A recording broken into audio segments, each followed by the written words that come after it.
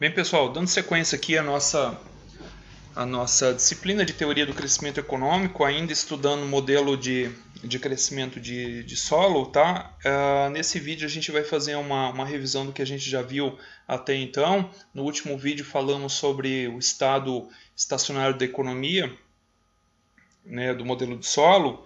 E aqui a gente vai fazer uma revisão de alguns assuntos que a gente já viu e, além disso, a gente vai falar também da regra de ouro da acumulação de capital e da inserção de duas variáveis que não vimos ainda. Uma delas é o crescimento populacional e a outra variável é a tecnologia, tá? E a gente vai utilizar uma planilha, eu elaborei uma planilha onde eu coloquei ali alguns dados fictícios acerca por exemplo, o nível de capital inicial da economia em um determinado momento a ser estudado, a taxa de poupança, a taxa média de depreciação, e a ideia é utilizar aquela planilha para calcular, né?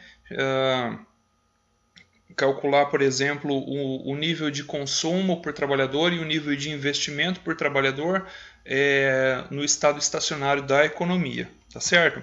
Então a gente vai falar sobre o papel da poupança, como essa poupança é determinada, como ela é calculada, vamos falar das variáveis que influenciam o estoque de capital por trabalhador. Vamos falar também da relação entre investimento e depreciação na determinação do estoque do capital. Vamos falar do estado estacionário, já foi visto, mas a gente vai revisar e vamos ver ele na planilha também. Vai ser falado da regra de ouro da acumulação de capital e, por fim, da tecnologia, da inserção das variáveis tecnologia e crescimento populacional, e como isso vai influenciar na regra de ouro no estado estacionário de solo, tá? Então, sobre o papel da poupança na acumulação de capital, nós aprendemos o seguinte, que nas contas nacionais, na disciplina de macroeconomia, é ensinado que a renda nacional, representada por Y maiúsculo, ou o PIB de um país, pode ser representado por meio dessas variáveis. A primeira delas é o consumo nacional, a segunda o nível de investimentos, a terceira G, que representam os gastos do governo, e aí também tem a relação entre as exportações, X, menos as importações. Contudo, como o solo, para efeito de simplificação, ele assume que essa economia ela é do tipo fechada, não há relação com o comércio externo, não há trocas internacionais, o país ele nem importa e ele nem exporta nada. Então, não tem aqui X menos M e também não tem interferência do governo. Essa economia é livre, não tem o governo interferindo em nada, então não terão os gastos do governo, essa variável não existe. Portanto, o solo começa estudando, analisando o crescimento de longo prazo por meio dessas variáveis apenas, tá? Ou seja, o produto ele é representado, uma parte dele é consumida e a outra parte do produto ela é investida, tá? Só que tem um detalhe, o solo analisa essas variáveis por trabalhador, tá? E não de modo agregado como está aqui. Mas como que faz? É muito simples. Para que essa relação se mantenha, essa igualdade, basta dividir ambos os lados por L que vai representar o estoque de trabalhadores, ou seja, a quantidade de trabalhadores que estão formalmente trabalhando nessa economia naquele instante de tempo. Então, por exemplo, se pegar Y, que é o que vai representar o produto total da economia e dividir pela quantidade de trabalhadores, nós chegaremos ao Y pequeno que representa o produto ou produção média por cada trabalhador. O consumo a gente faz da mesma maneira, divide pela quantidade de trabalhadores. Teremos o consumo por trabalhador e também o investimento dividido pela quantidade de trabalhadores, o investimento total da economia dividido pela quantidade de trabalhadores, resulta no investimento por trabalhador. E teremos então essa seguinte relação, que a renda por trabalhador,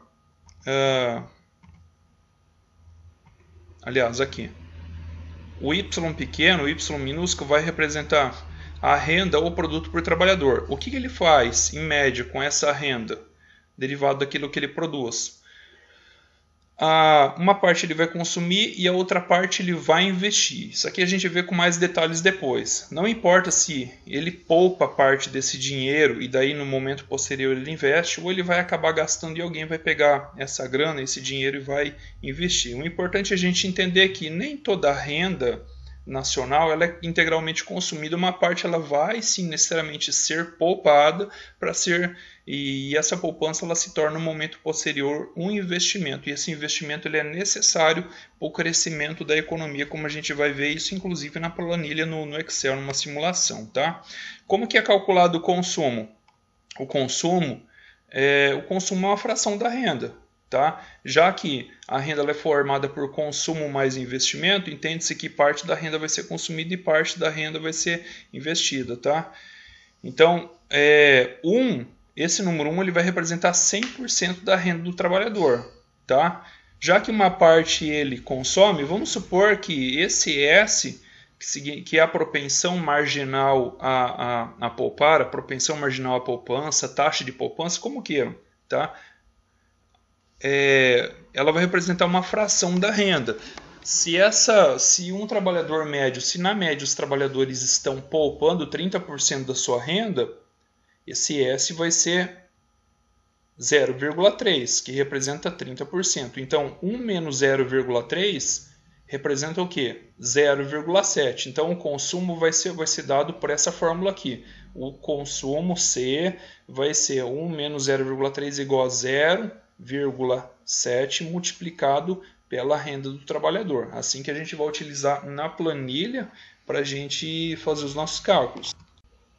E aqui está a nossa planilha, então. Então, nós temos aqui o C de consumo igual a 1 menos S vezes o Y, que é a renda. Esse Y, logo a gente vai ver, vai ser a primeira variável que a gente vai encontrar a partir desse modelo aqui, desse conjunto de equações, para que a gente calcule posteriormente aqui, ó, por exemplo, a renda ou produto por trabalhador no nível de estado estacionário, consumo por trabalhador e também o investimento por trabalhador.